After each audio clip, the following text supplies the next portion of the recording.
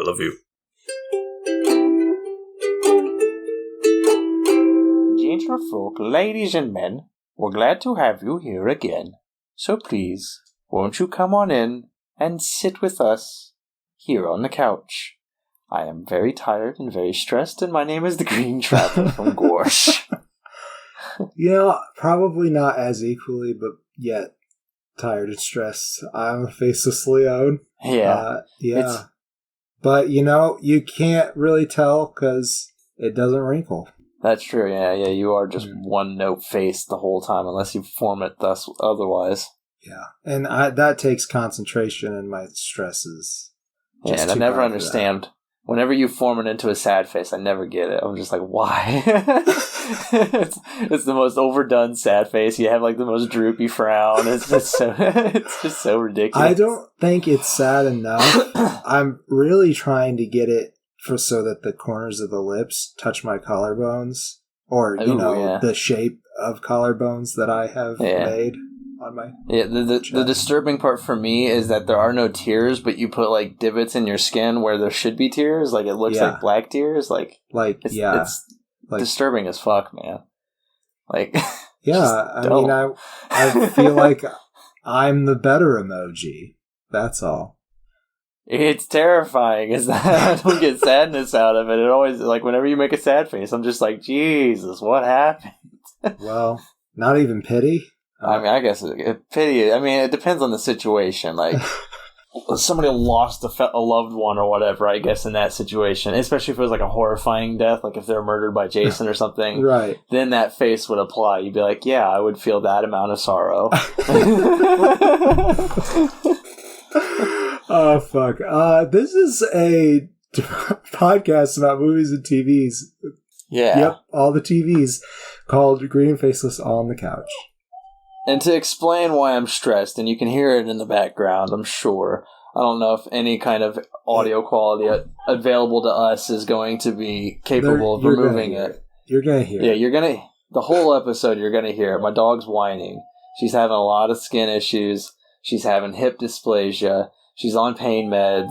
She has a cone around her head. I have fed her until, I fed her so much food that, a mole would die from it. If a mole were to consume the amount of food that she's eaten, it would explode. She's well fed, is what I'm saying. And yet, still, she is whining for treats. And the doctor's like, the only thing you can do to keep the hip dysplasia from getting worse is to give her this experimental pill, possibly might help, and to walk her more, and to feed her less. And so I'm trying to feed her less. She was barely fed to begin with, It's like I'm feeding her the minimal limit for her weight, and she's not losing weight. And I'm walking her a lot, and she just stays stagnant. She's like a solid 40 pounds, but they want her around 30 to 35. And I want her around 30 to 35 too, because it's what she's supposed to be, especially if it's going to help her hip, of course. Right. But nope. She doesn't want to be there. She wants to stay at 40, and that means getting all the fucking treats she can. So you're going to hear her throughout the entire episode whining for treats because she refuses to sleep until I cave. And I refuse to cave. I refuse to cave, good sir. I think you're a good dog, Dad. I think you're doing good. Poor Zelda. Yeah, poor Zelda. It's a trying time, and I'm trying very hard not to let my stress and negativity affect her. I'm trying to keep it calm, keep her happy, and ignore her for an hour while we talk some scary movies. Yeah, that sounds great. My stress is more work-related, so there's actual people involved, and not that Zelda's not actual, she's just not a people. Exactly, yeah. I got some of that work stress too, but it's not as bad as I'm sure yours is. Yours is more... Seems like there's a lot going on. Yeah. Yeah, there is, but that's okay. It's okay. It's okay. We're talking, we're going back to the comfortable. We're back in the playlist. We're talking the 4th films of these franchises. Let's get into it. 4 of them.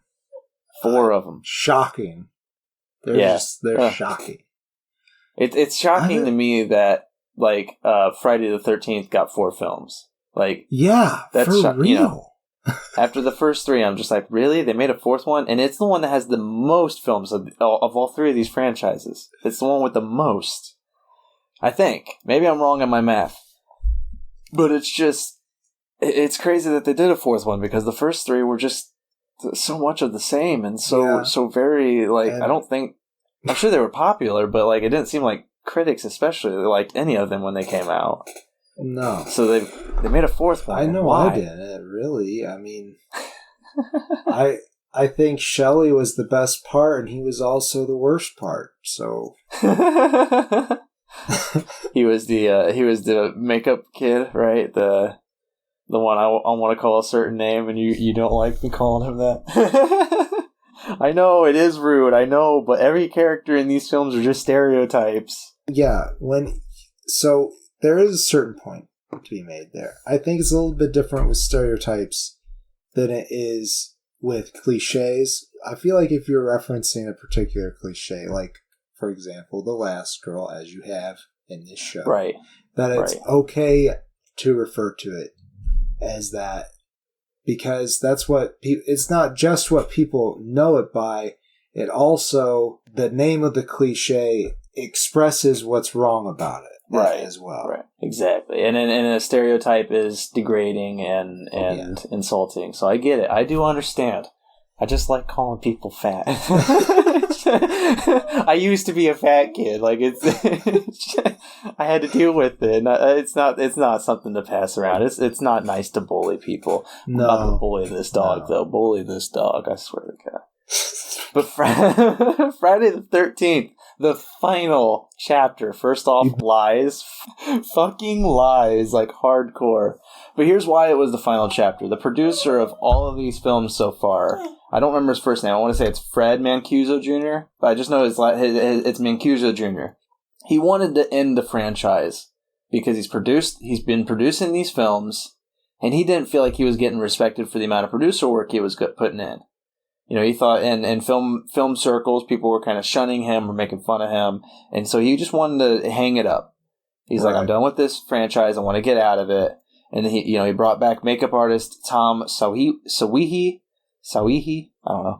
Sorry. Tom returned from part 1 to kill the character that he helped create. Because he helped create this, like, Jason-styled killer, which, that's kind of fun.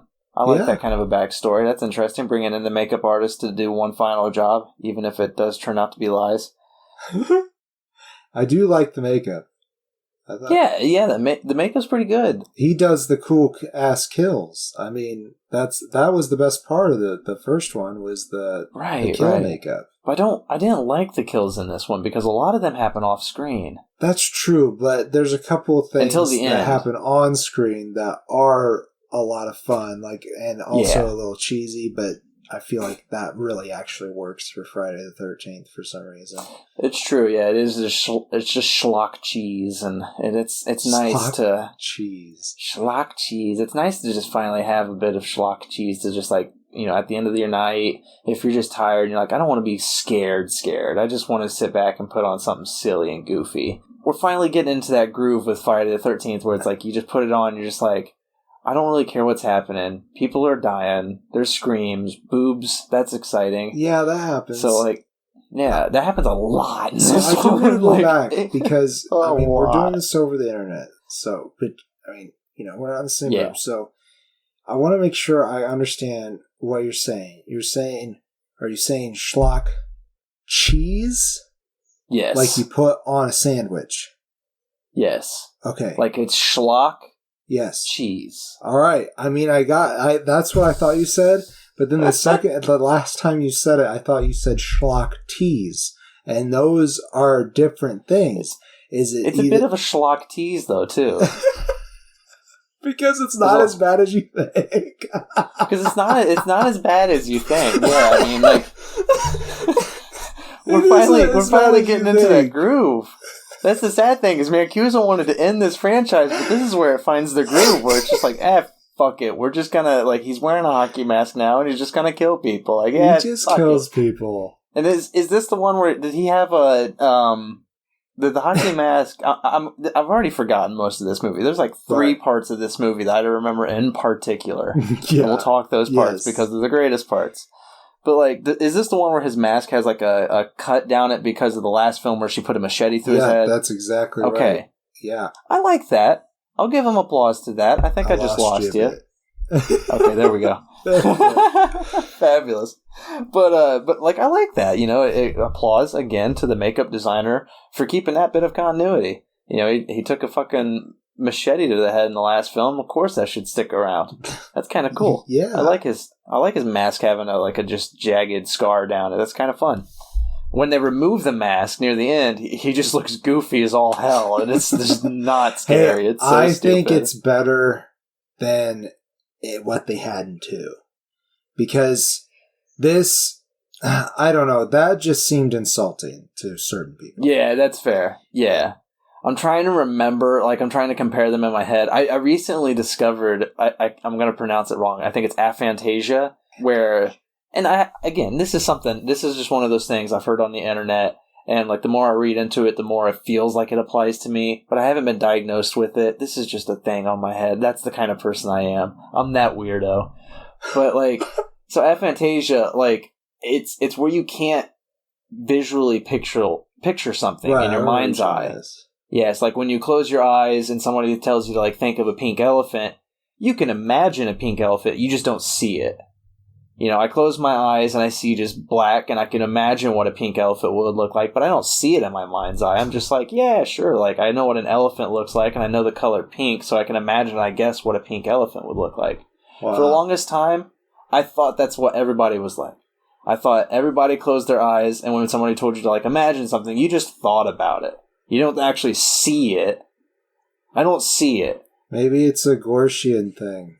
It could be a Gorshian thing, but apparently a lot of human beings have this and just don't realize it because they, you know, it's like the concept of like, how do we know everybody has the exact same color of red? You know? Yeah, that is always fucked with me.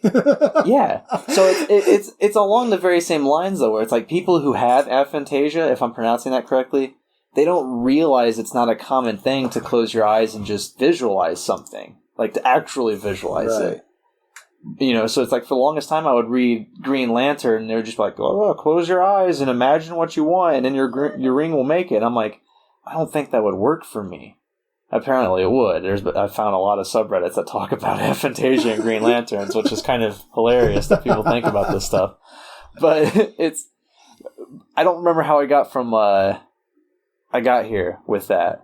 I'm not entirely sure, but do you think the human population developed this trait when you helped to build the pyramids? Yeah, I mean, my ancestors. I personally... Yeah, I'm not that old, you were thank a baby. you. Yeah. I appreciate it. Oh, Gortians do look a little bit like Baby. Not exactly, but we do look a little bit like Baby Yoda. It's kind of cute. Yeah. It's really nice. Yeah. When we're babies, that is. When we grow up, it's really... Yeah, it's gross when we grow up. We have, like, you know, the pot belly kind of look thing going on. It's... We won't talk about it. I've worked on getting rid of it, but it's still there a little bit. I mean, you can't fight genetics sometimes. Man, I wish I remembered where I was coming at with that whole thing. It was something about the makeup. Yep, it was. Oh, right. I remember now. It's hard for me to visually remember the second Jason and the unmasked Jason and this unmasked Jason. Right. I can't compare them in my minds. I do remember the second one being offensive, like you said. This one just looked really weird because he's like kind of decaying. I guess like his flesh is a little blue. Right. It looks like it's kind of just like falling off a bit. Maybe it's just because he got a machete through the fucking head last time. It looks like he has varicose veins all over his body, and it could be like it's supposed to be like waterlogged or something. Well, I mean that would make sense. Yeah. Yeah, he does just, like, for whatever reason, crawl at the bottom of the lake forever. So, like, it's just a pastime for him. He's amphibious. Yeah, it's true. It's like, I died down here, so this is my home. Hooray. And I'm still confused about that. Did he die? Did he not die? No, he's invincible, man. He is fucking invincible. That's what I'm getting from this. All right. Yeah, I mean, machete to the head. Yeah, like, how do you fucking survive that? He did. He did. And he's still killing kids to this day. And so let's talk these characters, because there's some fun characters to talk about. Yeah, so specifically, I say let's start with Corey Feldman and work up to the good one. Yeah. I mean, that's not to say Corey Feldman did a great job. Yeah, that sounded so terrible. I did not mean it to sound that way. Like, I meant let's start with Corey Feldman, who I really liked, and then work up to the one who fucking just the thing about this movie is this man, and we'll get there. But first, let's start with Corey Feldman. Young, he is the boy, right? In this, he is the boy. He's Tommy, right? Yeah, I was never like a huge. What's he known for? What is Corey Feldman big? I mean, he's in a lot of things throughout. I can't remember what show was like the big show for him. Oh yeah. He was in the Goonies, and also Stand By Me. That's the one I know him from. Okay. I know. I remember him now because I remember him in Goonies and Stand By Me. I don't think I've ever actually seen The Lost Boys, but like here, he is a young boy, like what, a few miles from Camp Crystal Lake. Like him and his mom and his older sister live at this house area. I don't remember where they're fucking at. I'm so sorry. I just went down the Corey rabbit hole, and there is a Goonies 2 announced. Oh, man. Yeah. It had to be announced this year or something. Why would that be on Corey Feldman's? Well, he's credited in films that just came out this year. So I may be thinking of the completely wrong person because I thought he was dead. I'm thinking of somebody completely wrong, I think. It might be the other Corey. Yeah, I don't know. I don't know which other Corey would be, but I don't know. I guess I'm thinking of the completely wrong 80s star. 80s child star. Yeah. Oh, well. We'll leave it. We'll leave it where it's at. But but he is the young boy in this, and it's very fun because it kind of focuses on him. He's kind of the main hero. We want to survive him and his sister, and I guess some of the kids. I don't really care if the college kids survive or not. They're just there to have sex, show boobs, and then get slaughtered. Fun. It's interesting. But Corey lives across the gravel road from where these kids are staying, and there's an adorable little scene where he's in his bedroom and he's supposed to be going to bed, but he can see the college kids about to have sex across the way, and he's just freaking out and hopping up and down on the bed, just yeah, he's going all crazy. And it's if that continues into adulthood, it gets a little weird. But as a young boy being a peeping Tom, God, it's kind of hilarious and adorable. Yeah. Him just bouncing up and down on the bed when he sees boobs. Yeah! Yes! Yes! And then his mom comes in and just sees it. And she doesn't see him reacting to it because he immediately acts like he's asleep. Very good job at hiding from the mother. What's that one game where I've you're definitely done that before. I mean, what? Do you remember that one game where it's in Smash Bros. That's what I remember it from. When the mom comes out of the TV and you have to hide from her gaze before it hits you. Oh. Do you know the stage I'm talking about in Smash Bros. At least? Yes, I do. Yeah. Okay. As long as you know that. It's a moment like that though, where it's the mom comes in, he's immediately underneath the sheets and oh fuck. And she comes and she tucks him in and she kisses him on the head. Then she looks up out the window and sees the kids doing it and she's like, oh, I know what he's doing. I'll quickly leave. But not before she closes the curtains. So, just real quick, because I didn't want to feel like I was losing my mind. The two Corys is a thing. It's Corey Ham. I'm sorry. And he did pass away in 2010. I haven't read the whole thing. But that's probably who you're thinking of. Oh, okay. Yeah, I don't know. It might have also... I listen to the Game Grumps pretty regularly, and it might have also been something that they said where they were Corey Feldman commits suicide. Huh. It could have been misinformation spreading along the lines. Blame it on the Grumps. But anyways, to get back to Friday the 13th, who's the mom character? What are the moms and the sisters? What's their names again? Because they're other main characters here. Yes. The sister. I can't remember what her name was. I think it's Trish. Maybe. Yeah, it sounds good. Kimberly Beck. Pretty sure that was who it was. It don't matter, really. They're not like the biggest characters. They're just... very recognizable, though. Their mother was. And she seemed like a cool mom. Yeah, and like, the sad thing is, like, the mom character, at least, is not like your conventional horror character. I mean, she still goes towards a stupid sound when she hears a stupid sound. Right. But, like, she hasn't committed sins. You know, she's just a mom. She's just there. And, like, her getting involved in this and, like, what kind of happens to her character, you kind of just don't want it to happen. You kind of get the feeling that it's going to be her and the kid trying to stay alive and get away.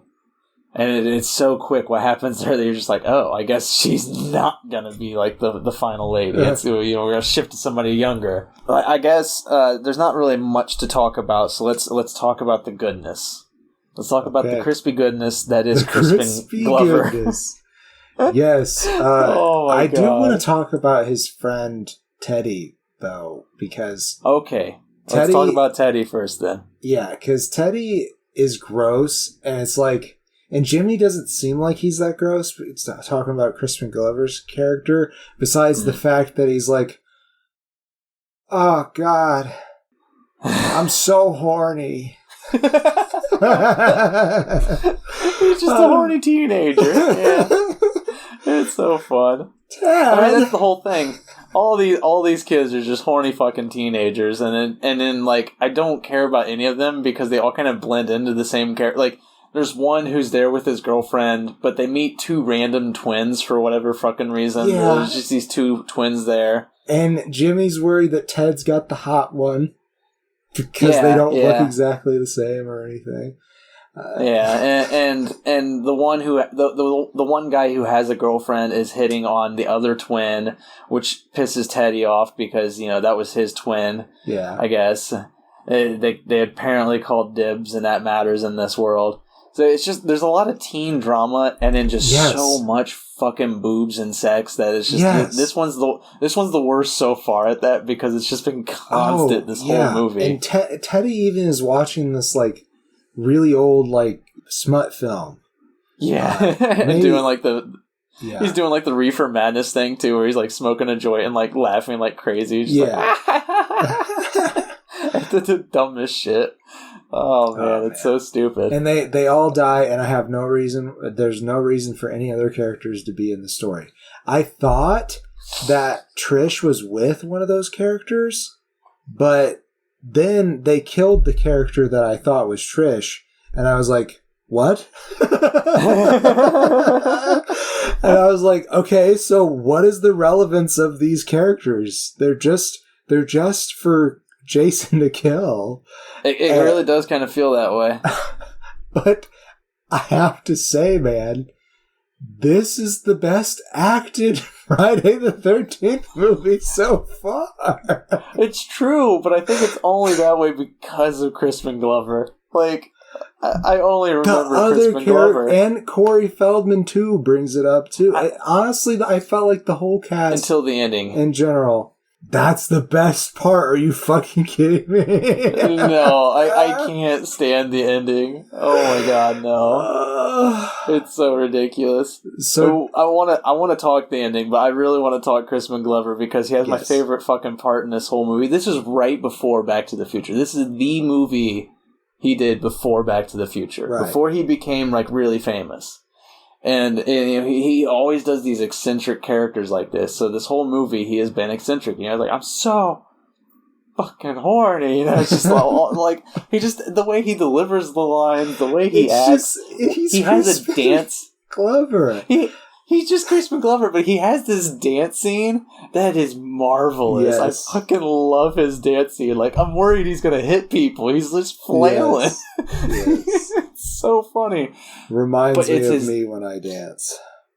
I mean, I'm pretty much the same. I'm just like, you actually have skill. I've seen you on the dance floor. You can actually dance. I appreciate that, but I also am large.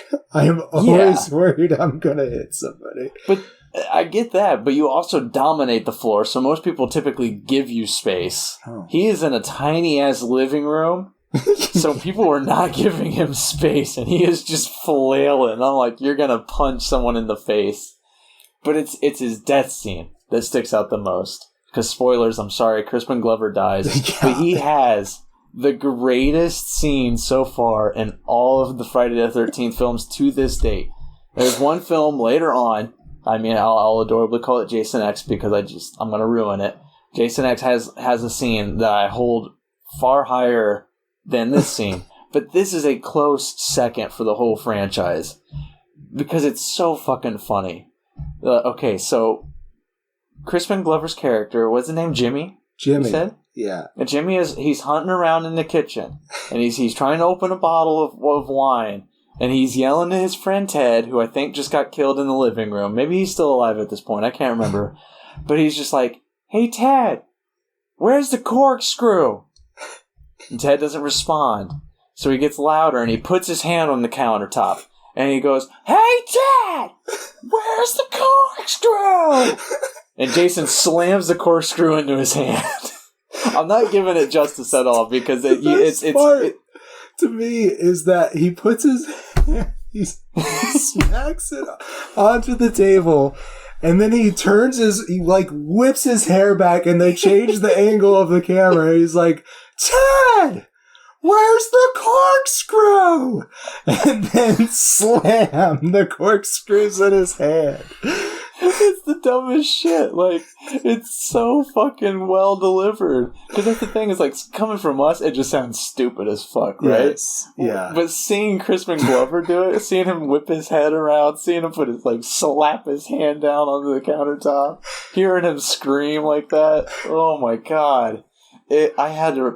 I've seen this movie before. But still, I had to pause it, rewind, and watch it 2 or 3 times because it's so fucking funny.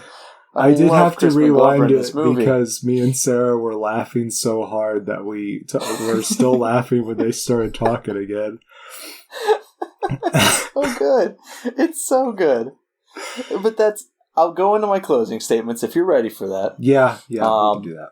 And in it, I will talk the ending a tiny bit. Okay. Because I'm sorry, there will be spoilers, and I'm too lazy for these films to put up a spoiler wall. Like, let's be honest.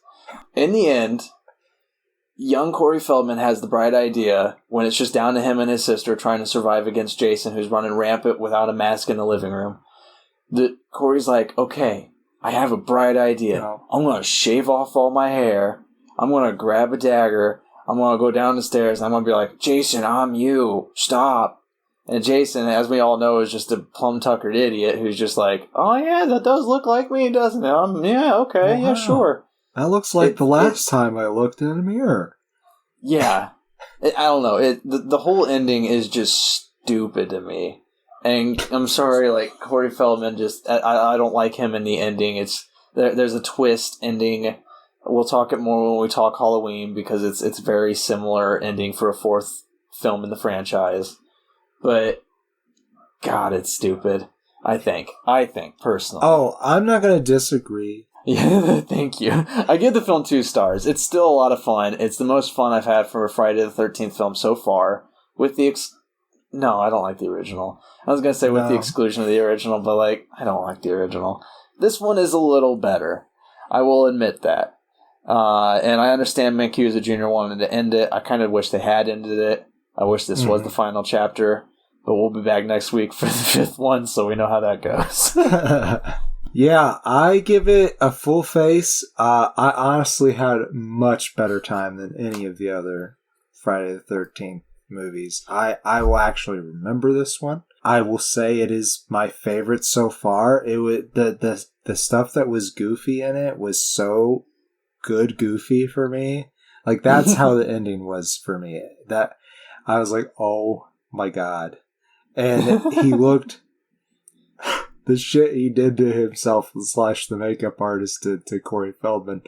It was so, I don't know, I don't have the descriptors for it, but I just thought it was so funny. And I was like, oh my god, yeah, give it to Corey Feldman. Make him the hero. It's kind of choppily done. Like the shaping of his head is like it's very poorly done. Well, yeah, but it looks rushed. Yeah, so it looks like he sense. rushed it. It looked like he did it in 5 minutes, and that's what it's supposed to look like. I don't know. It just comes off as absurd to me. That whole ending. It is absurd. I think that's why I like it. That's fair. That's totally fair. All right. Well, I think I'm ready to move on. We do Halloween next. Yeah, but do you want to hit the? I gotta hit the head. You gotta hit the head. All right. I'm gonna soda pop while you do that. Audio.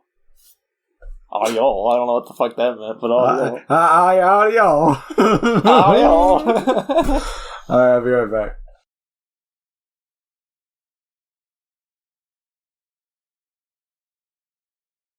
Oh my god. I saw this TikTok.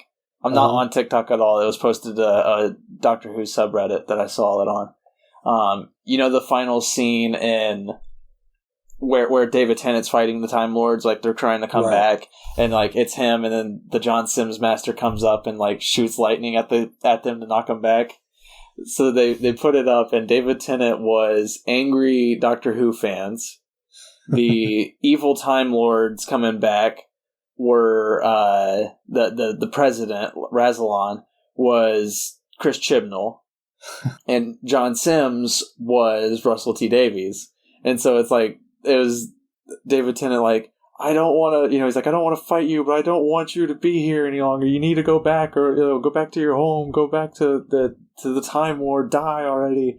And then Rassilon's like, I'm dragging the whole franchise down with me, and I'm dying. And then it cuts to the woman who puts her hands over her face, who could be fan theory believe it's the Doctor's mom. I don't know if you remember that Time Lord. But that person putting the hands over their face was Stephen Moffat, just being like, oh no. Oh no. And then Russell T Davies is just like, everything, my whole life. John Sims like steps up and starts shooting. He's like, you did this to me. You've ruined it all. This is my whole life. It was so fucking good. Oh, fucking loved it. I was like, yep, this is everything. This is the whole emotion of this whole Chris Chibnall era. Man. Well, as far as I'm concerned, that could all be part of the show. Welcome back. Welcome back. Yeah, I just ranted about Doctor Who for 20 minutes. We're on... We're on to Halloween 4. The Return of Michael Myers. I think it's 4 years after the third one. People did not like the third one because no Mikey Myers, and because of no Mikey, they didn't want to have a sequel for a very long time. And so finally, they got the Return of Michael Myers. He came back. And I don't think, now that I'm thinking about it, because I was just about to mention who plays Michael. I don't know if we'd said who plays Jason in the last one. Let me look if I have him in my notes here. Let's see. I don't know if I wrote it down who he was. Jason. Played by. Dang. In the archive. So many Jasons. Right. Jesus. Jason. Okay, I guess there was 2. Oh, good. So, in the hitchhiker murder scene, it's Tom Savini. And then it's Ted White, I guess, the rest of the movie. And they're both uncredited. Okay. They're both uncredited. I know Ted White. He's that's why I didn't have it written down, because I couldn't find it in the cast list on Wikipedia, is where I do my mighty research. But Ted White's in a couple of John Carpenter film. I can't think of the one off my top of my head. It might have been They Live. But here in Halloween 4, Michael is played by George P. Wilbur for most of it.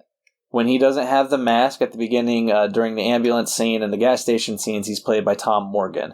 But he is I like him as Michael. When he has the mask on, it's not honestly the best look of the Michael character so far. It's a very run-of-the-mill maintenance man suit. The mask is a store-bought mask.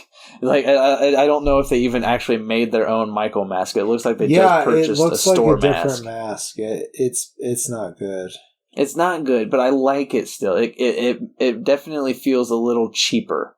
Yeah. And for whatever reason, it adds to George P. Wilbur's presence, because like especially in darker scenes. There's one scene in particular where he's scaring the girl. Most of this movie is taking place around. I think her name's Ellie Cornell. Yes. Is it? Okay, yeah. Is that the little girl? Excuse me, it's Danielle Harris. Okay. I had 2 female names written down. It was a 50-50 shot. I flundered. Ellie Cornell is Rachel, her older sister. Gotcha. And Danielle Harris is Jamie Lloyd. Jamie Lloyd. Michael's niece. Michael's niece, Lori, played by Jamie Lee Curtis in the first 2 movies. Her daughter. And apparently, Jamie has died. Apparently. Yeah. It's kind of just we're not going to talk about it. We didn't get Jamie Lee Curtis back for this, so we're just going to move on straight on to her daughter. This is her daughter. She has a picture of her from the first movie. Yeah, it's really funny. But there's a scene with her where she's in her bedroom. It's dark, and Jason's there. Michael's there. And I like Michael in that scene when he's in the dark, when he's like sitting up and just menacingly stalking her. Like, it's a good presence. Like, it's not great. This film does not have much great. It's very mundane, run of the mill for the Halloween franchise. I would like to say that I kind of liked Loomis more in this movie. I do. Yeah, that is true. Except for his face scarring constantly changing. Oh, I didn't really notice. It was so annoying. It's like they had like 2 or 3 different pieces, and they just kept forgetting which one worked better and which lights. Because there's one that has like this very clear bulbous pustule bump like right in the center of it. Yeah. That's not always there. There's some close-ups where it's just a flat flab of skin. Because it's, if you remember, if we go all the way back to Halloween 2, the hospital in that movie exploded. Right.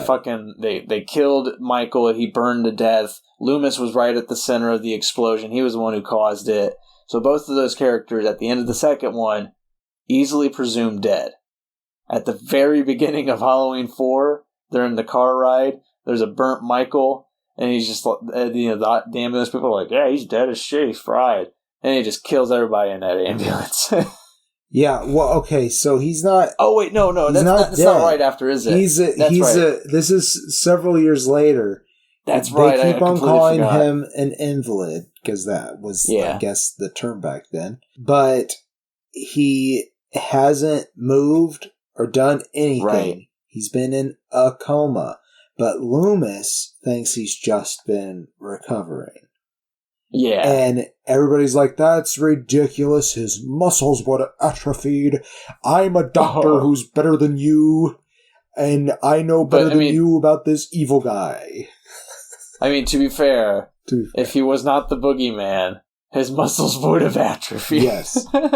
My theory is that when no one was looking, he would maybe tense his muscles. Get a little bit of exercise around the bed. Or something. But yeah, he could also just be in a constant flex. Yeah. A meditative state where he's just constantly pushing. He is just tight and focused so hard on his muscles. Doing it right now. He has that regenerative ability. And Loomis, I don't know how Loomis survived, but he survived with like a maim hand and some facial scarring. And he sometimes needs to use his cane. Sometimes he doesn't. Sometimes. And when he does use his cane, he uses it incorrectly. Yes. He's constantly like running and only hitting the ground with like every 4th step. Or he'll be walking and he'll put it down with the wrong leg. And I'm like, Donald, you come on, man. But, okay, so yes, there is that. But beyond that, I love how he plays Loomis in this one. Yeah. Because he's tired and terrified. He's like, I can't believe you guys you moved this, and you didn't even tell me. This is so stupid. Right. Why would you do this? And there's an inexplicable scene, even though I really like it, but it's Loomis, right after he knows that Michael's escaped, right after he's seen the ambulance crash, he goes to a gas station, and Michael's already gotten there. Michael's gotten to the gas station because he knew there would be a maintenance man there whose clothes he could steal. And so he goes there Loomis is just getting gas. He's just in the wrong place at the wrong time. And he goes in to pay for it like a good man. And when he gets in there, he notices some shit's up. He finds the dead maintenance man. And then he finds, he sees Jason. Jason's finally got the mask on. He's in this costume. And actually, no, he didn't have a mask on. He had the bandages from the ambulance ride. Still. Right. But Loomis and Michael have a bit of a face-off. And Loomis, I love him for this. He was just like, why don't you just kill me? He's like, just kill me. Don't go after anybody else. Don't go to Haddonfield. Don't do this anymore. Just kill me and call it. Please. And he's like, all right, fuck it. We're going to shoot each other. So he pulls out a gun. And he shoots at Michael. But Michael, they cut away before the shot hit. And Michael apparently has the ability to just poof and disappear. And I remember him raising the gun and lowering it. I don't actually remember him firing it. He fires, yeah. He raises the gun. They cut to Michael just standing there ominously. They cut back to Loomis, and he fires 2 or 3 times. And they cut back to where Michael was, and he's just gone. And the bullets had hit like bottles behind him, and they were just leaking. And then Loomis lowers the gun. He's just like, huh, where'd he go? I thought, because at that point, a lot of people thought that Loomis was crazy. Even though the ambulance crashed and they found the EMTs, but they didn't find Michael, they were like, listen, this guy couldn't move. He could have been flown into, the creek, for all we know. Yeah, the police officer's like, yeah, I've seen people get thrown 16, 60 yards. Yeah, 60 yards, I think he said. Yeah, something like that. And it's it makes sense. I'm sure that does happen in crashes. But I don't think there would be that much blood splattered on the outside and the inside. So it was still a little weird to me that they were just yeah, be casual. I know he was a crazy serial killer and murdered brutally a lot of people. And I know that there's bloody hand streaks down the side of this ambulance, but that could happen in crashes. Yeah. It's probably this guy's EMTs. This guy's a loon. But it makes no sense to me though why Michael doesn't just fucking kill Loomis in that scene. I don't know. Maybe he has him there.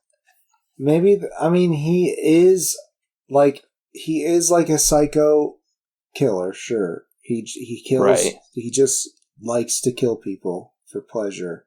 Well, it seems like he's all after specifically his family members, apparently. Right. But I think that because Loomis is one of the few people that understands him, he kind of likes having him around. Right, and it's kind of a little bit of a fun, cat and mouse kind of thing for him, maybe. Because I'm sure there's reasons for it. Unlike Jason, Michael is actually very intelligent. He just does not speak. Yeah. He just knows shit, man. Yeah. He knows shit. He does. But who does not know shit, even though I like Loomis, he does not know shit. Because when he gets to the town, I don't know if this one takes place in Haddonfield. I can't remember, honestly. Yes, it does. Because there's this great bit where the town becomes a mob because they're not going to let it happen again. That's what I was actually going to bring up. Loomis's first thing when he gets into the town is he riles up a lynch mob. He doesn't do it. He doesn't do it intentionally. Actually, it was after the police force was completely killed. And, yeah. So, but except for the sheriff and the deputy guy. Yeah. But the sheriff's like, people, calm down. We got this on. Things are getting crazy. And Loomis is like, it's not getting, don't do that. Get your guns, get your rakes, get your knives. He's like, yeah. And then the sheriff's like, you really just let loose a lynch mob on this guy. The damage they're going to cause? And Loomis is like, it's better them out there. You don't have a police force. So I do want to say that you are over-exaggerating what's going on, because, and maybe what I'm going to say is an under-exaggeration, but as I recall, it was one of the townsfolk who said all that, like they were going to do all that, and all Loomis said was, I think you should. Or That's something fair. Along those lines. And I don't know the balance between them. What? Yeah, I don't know the balance. All I know is the sheriff literally does turn around and say, "You just let loose a lynch mob on this city." Yeah, he does. He does literally say that. So, and I still blame Loomis too, because that's his first decision when he gets to town. Is like, yeah, let's just let loose the fodder for this man. Yeah, but there would. I don't know. Obviously, they get their moment in the sun. They do get their moment. Yeah. After they do shoot their own man, like you say. Guy. Yeah. It was kind of a sad scene, and it was also like, it was kind of like a cautionary thing for the audience or whatever. It was a bit of a Dick Cheney moment. I think, yes.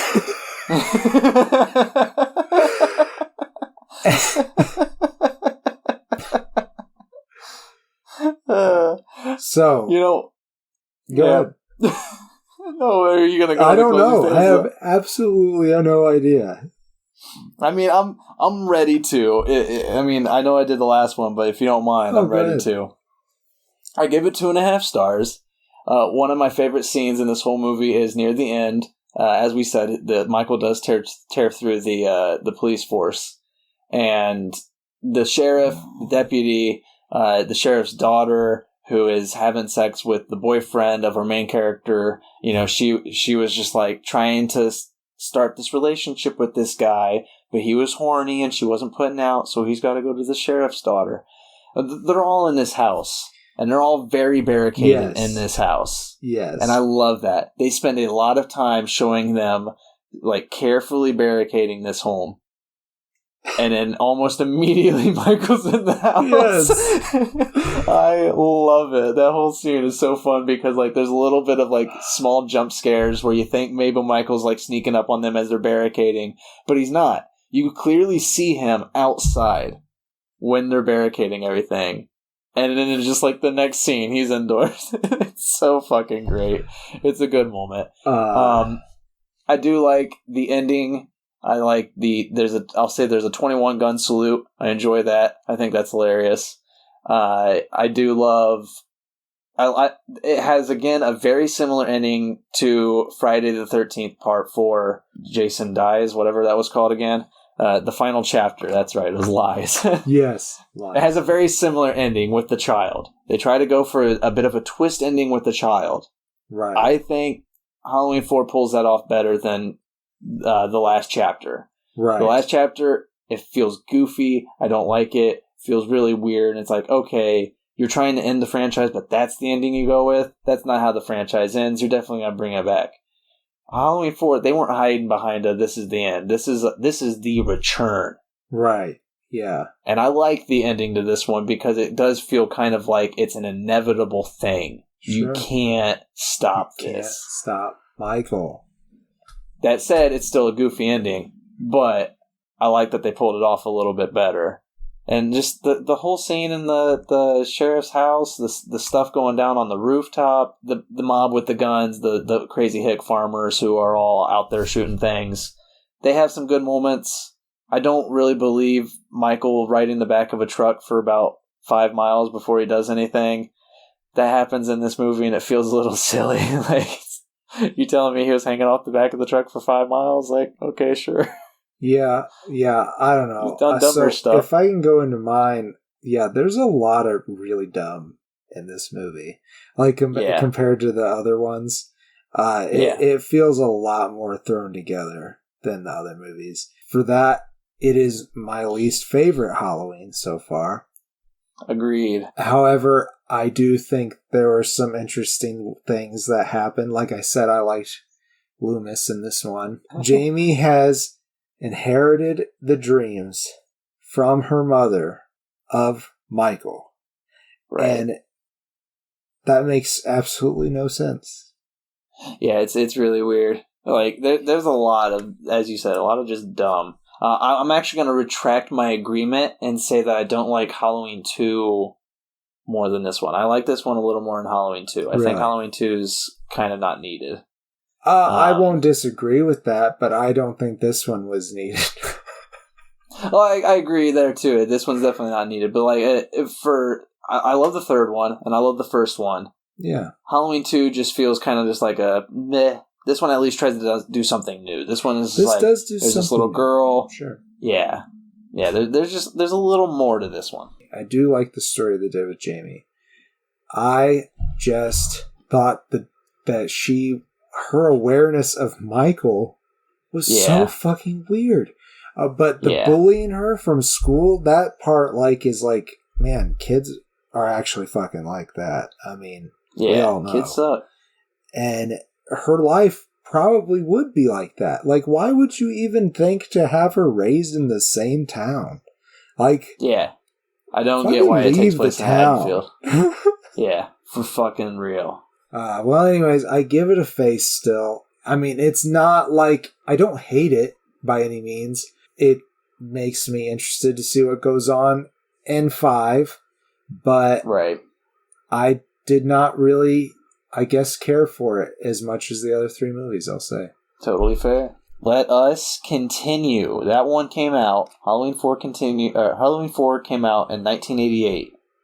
So they pushed it back many years. They took many years off from number 3 to number 4 because Nightmare on Elm Street 4, The Dream Master, also came out in 1988. Mm-hmm. So Halloween and Nightmare have finally caught up. They're coming out in the same year. Halloween was coming out in the same years as the Friday the 13th.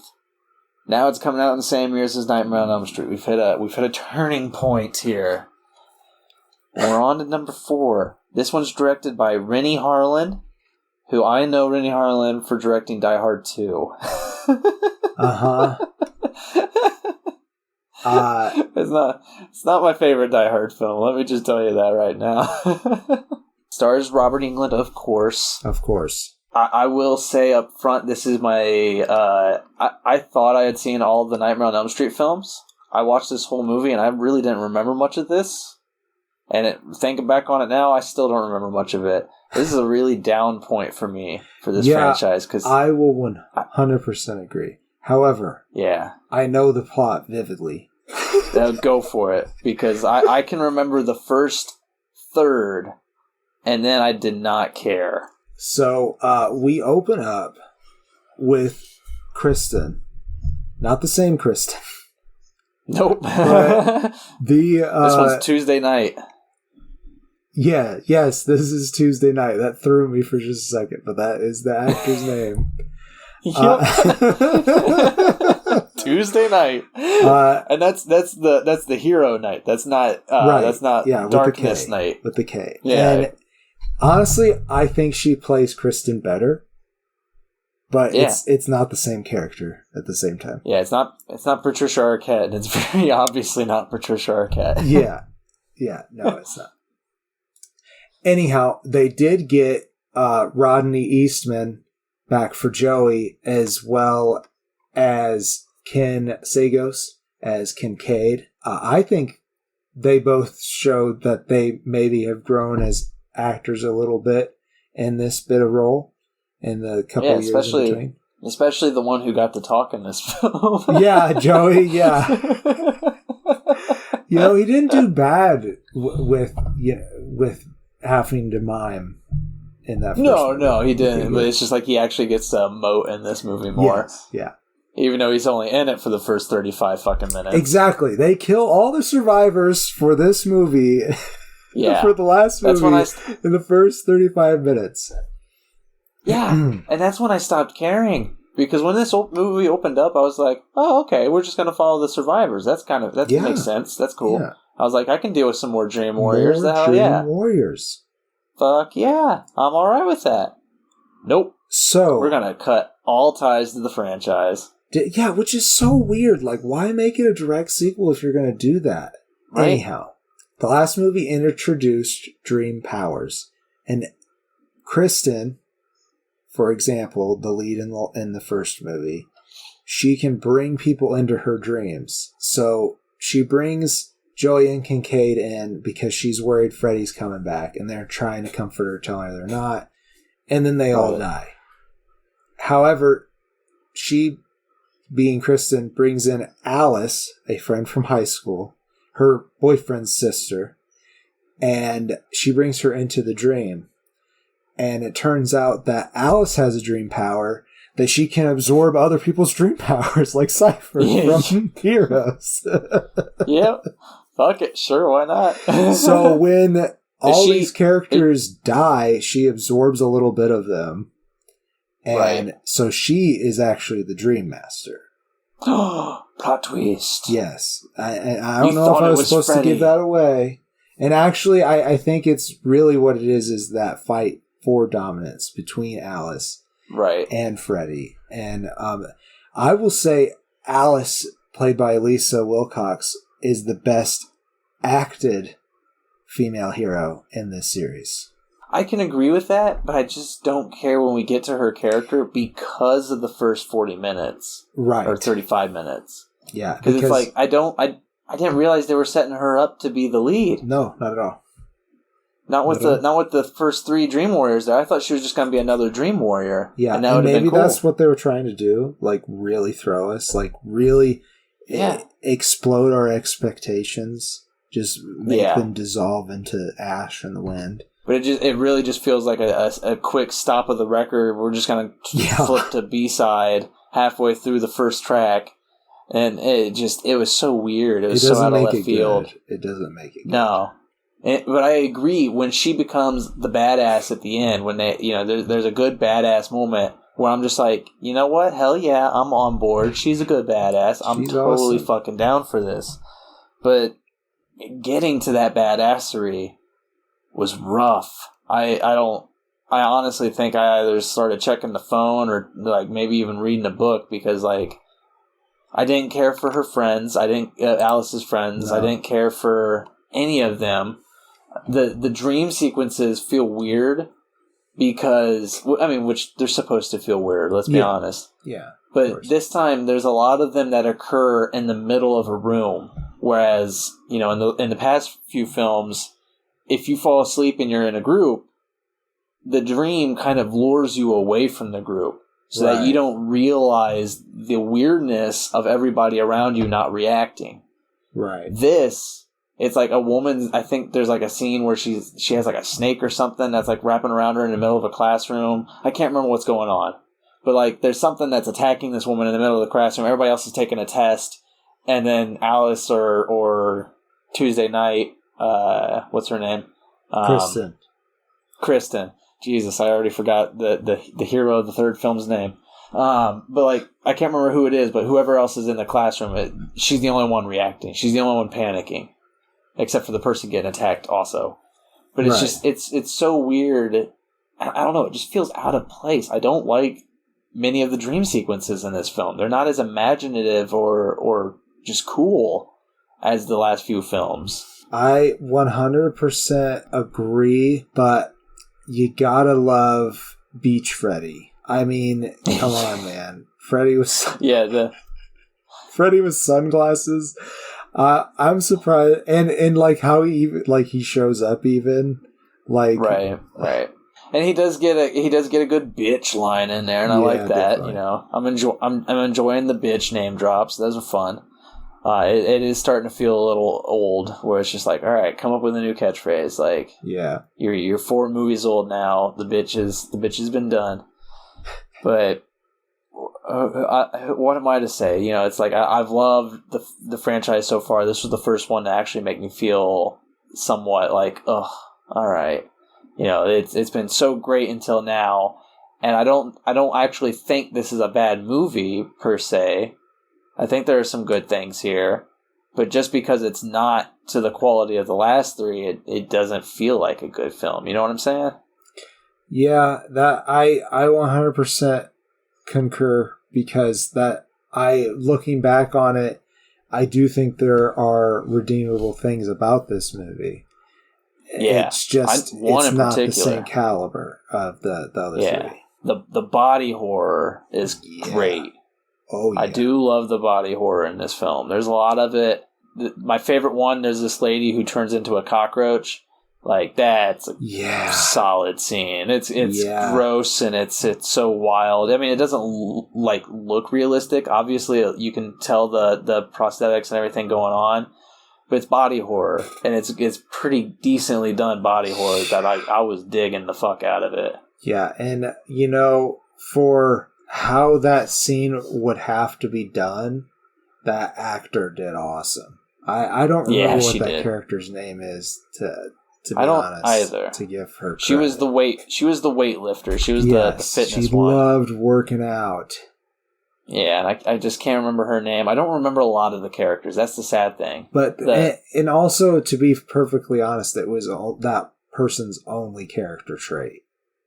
Right. Was that I want to work out. And there's the guy early on that I thought was going to be the main guy we were going to follow when I figured out that we were following these characters. Right. But he is like the second one to die, and then it just starts following another guy. He's just another guy there for Alice, and I'm just like, I don't get who we're supposed to be paying attention to here. Like, none of these characters are really well explored except Alice. Except for Alice, yeah. Kristen, I think, sure gets some more development, but we already knew her character, even though this is a completely different character. Yeah. They even got her mom back. I will be honest, like, it did throw me that it wasn't Patricia Arquette. I didn't realize it was the same character until she pulled in those two characters, and I was like, oh, wait, that's not... What's happening here? I was thrown for a few seconds, and I had to just like stop the movie and pull up Wikipedia and be like, "Oh, okay, they couldn't get Patricia Arquette back." Okay.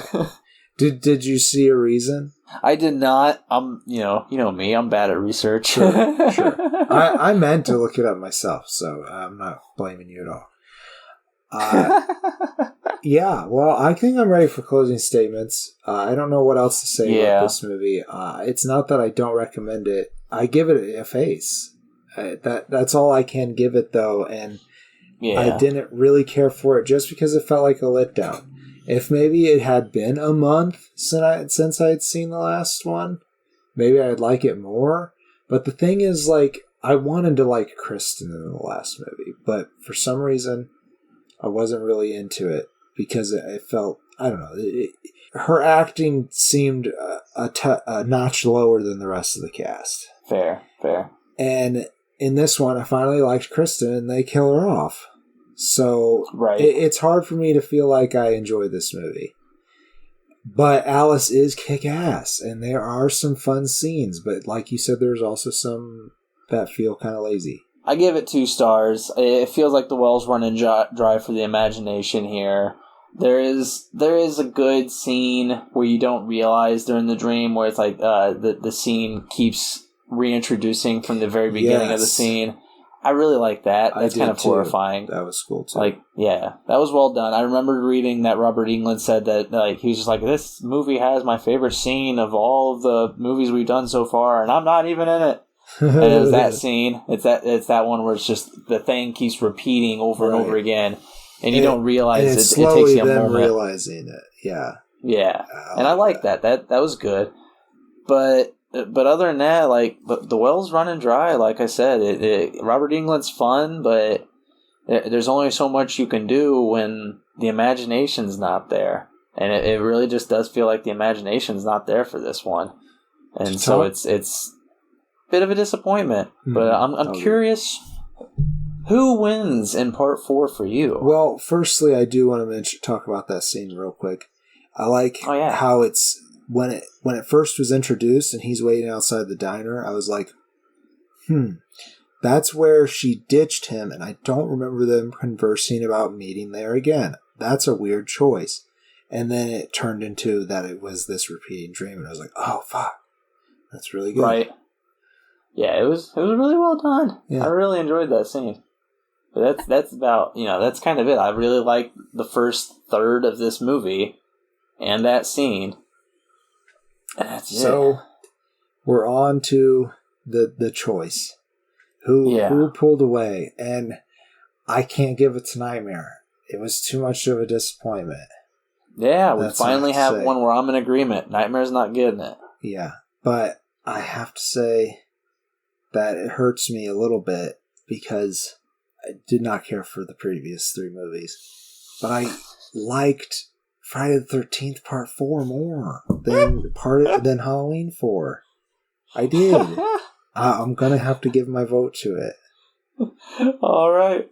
Hey, that's totally fair. Like, as I told you before we started recording, I'm at an impasse right now where it's just like I don't know which way I want to fall on this one, because Friday the 13th, the last chapter, it's got the "Hey Ted, where's the corkscrew?" It just hit me in so many chuckles for it. It's just it's good. It needs to fall under comedy horror, but there's just so many unnecessary scenes. Like, honestly, the entire house party is completely unnecessary. It's completely this started out being a camp horror. It's a completely different fucking movie. As the last Friday the 13th movie said, sex, sex, sex. That's all you guys think about. It's getting pretty fucking boring, isn't it? Yep. That whole movie though is sex, and Crispin Glover is there, and that's good. And I agree with you. I want to give it to Crispin Glover because that is what makes it good. But I also do think that Halloween 4 works more as a better film. Maybe, and so I'm gonna give it. Yeah. Personally, it's just a personal opinion. There's no such thing as a better film. It's always whatever your opinion is on the matter. And I understand wholeheartedly why you had more fun with the last chapter. I had more fun with the last chapter. It was the first Friday the 13th film where I was laughing and having a good time. Yeah, exactly. But I didn't have as great of a time until the final chapter, which is the final chapter. I think I'm giving it to Halloween 4 for 2 reasons. One, because I think it is a better film. Even if I did have more fun with the last chapter, I think it's a better film. Fair. And even though this isn't the one I want to win, I just want to give Halloween 1 victory. Just 1 victory. I'm sure it'll win later on down the line. I'm sure there's more opportunities. This might end up being the best Friday the 13th movie. It could be. It is for some people. You're missing out. It is for some people the best. There is one film of the Friday the 13th films that I hold more dear than all others. and it's an absolute god-awful mess, but I fucking love it. We'll get there. We'll get there a couple years from now, I'm sure. I'm excited to get there. But for now, I'm picking Halloween 4. You're picking Friday the 13th 4. That's totally fine. We've had different decisions before. That's what makes us good friends and good co-hosts. Yeah. I think that's been the show. It sure has. I'm the Faceless Leon. And I am the Green Traveler from Gorsh. Safe travels, and good night. Green and Faceless on the Couch is a proud production of FictionWorks 19. If you like the show, please show your support by rating and reviewing us on Apple Podcasts. Like, follow, subscribe, wherever you might listen. We also now have a Patreon account.